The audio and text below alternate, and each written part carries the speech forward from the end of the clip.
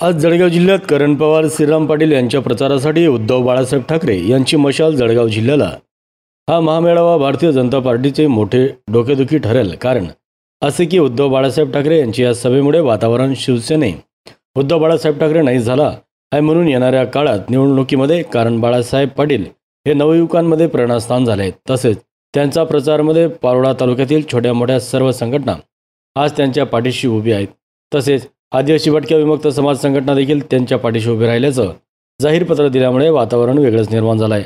अंमळनेर, चोपडा, पारोळा, एरंडोल, भडगाव, चाळीसगाव येथील अनेक नवयुवकांनी पवार यांना भेटून शुभेच्छा दिल्या आणि त्यांचा हा लाखोचा मेळावा संपन्न झाला पाहून जणू काही भारतीय जनता पार्टीची पायाखालची वाढू सरकली. म्हणून आता भाजपाचे शिंदे गटाचे अजित पवार गटाचे सर्व नेते एकत्र येऊन त्यांना धावपळ लावणारे करण पवार किंगमेकर ठरले आहेत. कारण करण पवार यांच्या साथीला नवयुवकांची मोठी सांगड चुकल्याने तसेच सर्वसामान्यांच्या विरोधात बसणारा डॅशिंग व कोणाच्याही कामाला धावून जाणारा असा खासदार जर आज इथे मिळाला तर येणाऱ्या काही काळात मोठ्या समस्या दूर होतील. आणि हे चित्र पाहून आताचं वातावरण वेगळंच दाखवत आहे. आणि येणाऱ्या निकालामध्ये उद्धव बाळासाहेब ठाकरे, शरद पवार, काँग्रेस व सर्व पार्टीच्या ज्यांनी सहकार्य केलं त्यांच्या मदतीनं जळगाव जिल्ह्यामध्ये नवीन इतिहास घडवणार आणि तो घडणारच असे चित्र आज देखील स्पष्ट आहे.